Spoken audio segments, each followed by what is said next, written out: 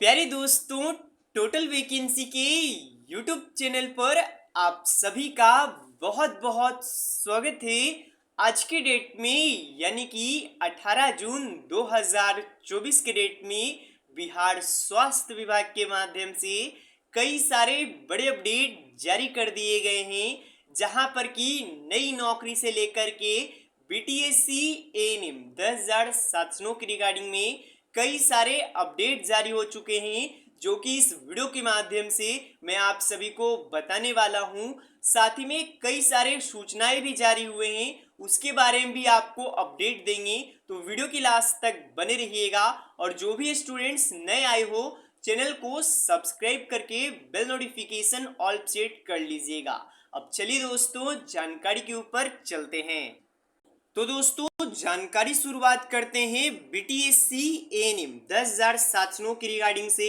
इसके बाद मैं आपको वैकेंसी को लेकर के भी कुछ अपडेट्स हैं, वो भी मैं आपको समझाऊंगा। सबसे पहले लेटेस्ट अपडेट समझ लीजिए। देखिए, बहुत सारे लोग आपको बता रहे होंगे कि काउंसलिंग इस तारीख से होने वाला है, उस तारीख से होने वाला है। बिल्कुल रूप से फेक बात बता रहे हैं। अभी तक बीटीएससी के ऑफिशियली वेबसाइट पर या फिर कहीं पर भी ऐसा कोई भी सूचना नहीं आया है। और मैं आपको बताना चाहता हूं, सरकार की भी मंशा यही है कि इस बहाली में यहाँ पर एग्जाम के आधार पर किया जाए, क्योंकि 2 बार निर्णय आ चुका है लेकिन उसे एक तरीके से अमल नहीं किया गया है। तो आपको भी समझना होगा। अब सभी जो कि संविदा स्टूडेंट्स हैं या फिर क्वालिफाइड स्टूडेंट्स हैं, उन सभी को अभी सुप्रीम कोर्ट का जो यहाँ पर केस है, इसी पर यहाँ पर ध्यान रहना चाहिए। अब इसी के फैसले के हिसाब से बहाली में जो होना होगा वो होगा, ये आप लोग जान लीजिए।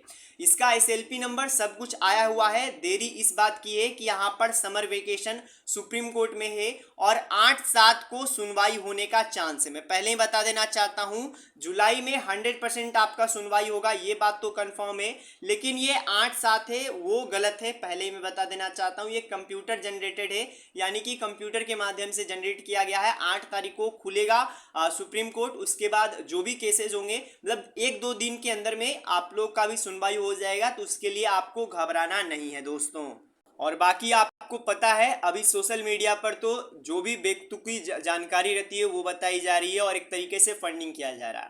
फंडिंग अगर सही हाथों में जा रहा है तो आपका जो मन है वो कर सकते हो, लेकिन ध्यान से फंडिंग कीजिएगा, क्योंकि बहुत सारे ऐसे लोग भी हैं जो कि इस फंडिंग में यानी एक तरीके से अपना मुनाफा देखते हैं और कुछ भी कर सकते हैं। तो सोच समझकर आप लोग अपना फंडिंग कीजिएगा दोस्तों। अब इसके बाद दोस्तों, बहाली को लेकर के एक इम्पॉर्टेंट और बहुत ही बड़ी खुशखबरी आपको बता देना चाहता हूं। आज का आप कोई भी अखबार उठा करके देख लीजिए, आपको रोजगार को लेकर के अपडेट मिल जाएगा, क्योंकि मुख्यमंत्री जी के माध्यम से बड़ा ऐलान आया है।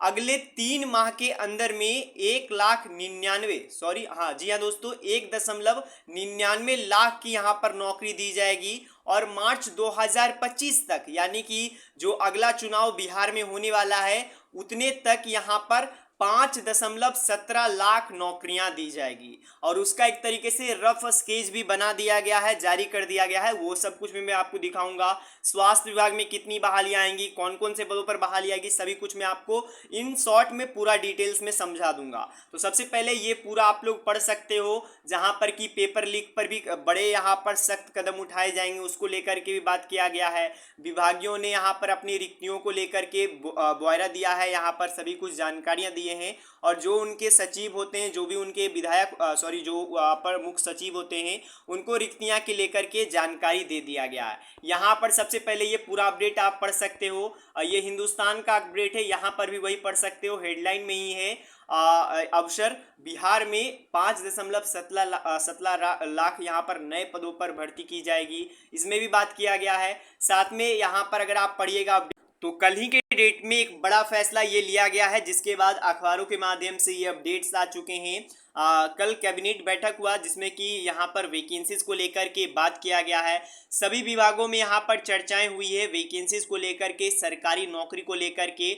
यहाँ पर आप जैसा कि पढ़ सकते हो, ये पॉइंट में बहुत ही अच्छे तरीके से समझाया गया है कि 5,17,000 सरकारी नौकरी की नियुक्ति हेतु अधिसूचना है यानी कि अधियाचिका है, वो यहाँ पर विभिन्न आयोगों को भेज दिया जा चुका है। यानी कि जैसे स्वास्थ्य विभाग हो गया, वित्त विभाग हो गया, अब जो भी विभाग से वैकेंसीज आएंगे, शिक्षा विभाग, सभी को यहाँ पर भेज दिया गया है, अधियाचिका भेज दिया गया है और वहाँ से फिर नियमावली क्लियर करके वैकेंसी अब आपको देखने को मिलेगा। पूरा अपडेट यहाँ पर आप लोग पढ़ पाइएगा दोस्तों।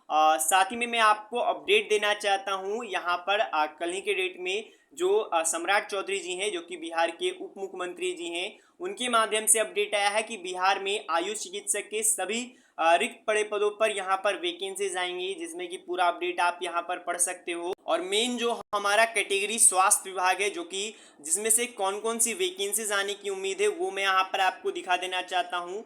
तो स्वास्थ्य विभाग में इन पदों पर वैकेंसीज आएंगी, सहायक प्रधानाध्यापक, नर्स की वैकेंसी आएगी और नर्स को लेकर के कुछ और भी मैं आपको बता देना चाहता हूँ, थोड़ा सा वेट कीजिएगा। एएनएम की भी वैकेंसी आपको और नई वैकेंसीज देखने को मिलेंगे, pharmacist, x ray technician, OT, ECG, lab technician, dresser, CHO, इन सभी की वैकेंसीज आएंगी दोस्तों। साथ ही में ये जो सूचना देख रहे हो बिहार सामान्य प्रशासन विभाग का, ये भी लेटेस्ट सूचना ही है, जिसमें कि विभाग के माध्यम से बताया गया है कि कौन कौन से विभाग में कितनी वैकेंसीज आएंगी।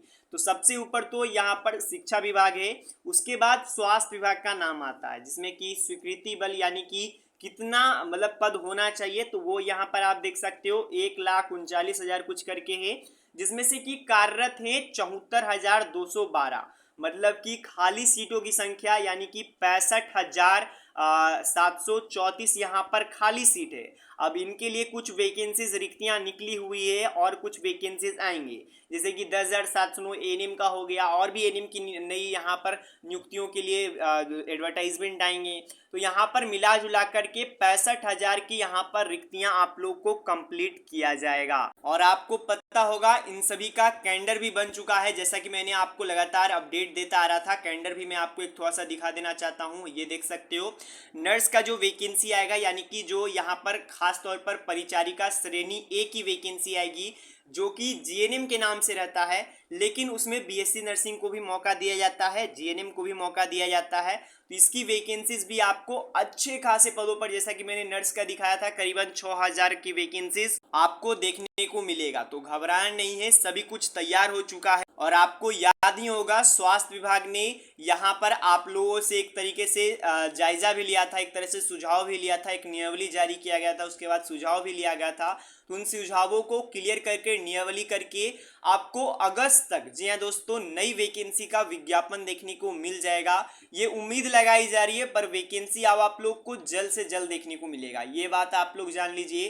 तो ये अपडेट तो हो गया दोस्तों आप सभी के लिए। लास्ट में एक अपडेट दे देना चाहता हूं, विभिन्न मांगों को लेकर के संविदागत यहाँ पर एएनएम है, उन्होंने प्रदर्शन किया है। अब प्रदर्शन किस लिए किए हैं, तो सबसे पहले यहाँ पर एक पिक्चर देख सकते हो, कोई पुराना अपडेट मैं नहीं बता रहा हूँ, लेटेस्ट है। 16 जून को यहाँ पर ये प्रदर्शन किया गया है। अब इनकी मांगी क्या थी वो मैं आपको बता देना चाहता हूँ। तो जैसा कि आपको पता होगा, जो हमारी संविदा बहनें हैं ये 865 वाली हैं, आपको याद होगा 865 एएनएम के संविदा आधार पर एसएचएसबी से फार्म निकाला गया था, वैकेंसीज हुआ था, सीबीटी टेस्ट हुआ था, तो इन लोगों को कार्यरत किया गया। लेकिन इन लोगों का जो वेतन है वो महज 11,500 पर कार्यरत है, जबकि राज्य जो स्वास्थ्य समिति बिहार है, बिहार पटना के द्वारा जो भी संविदा पर कार्यरत हैं उनको 35% वेतन में इजाफा हुआ है, पर इनको ये यहाँ पर नहीं मिला है, 35% इजाफा नहीं किया गया है। उसको लेकर के ये प्रदर्शन हुए हैं,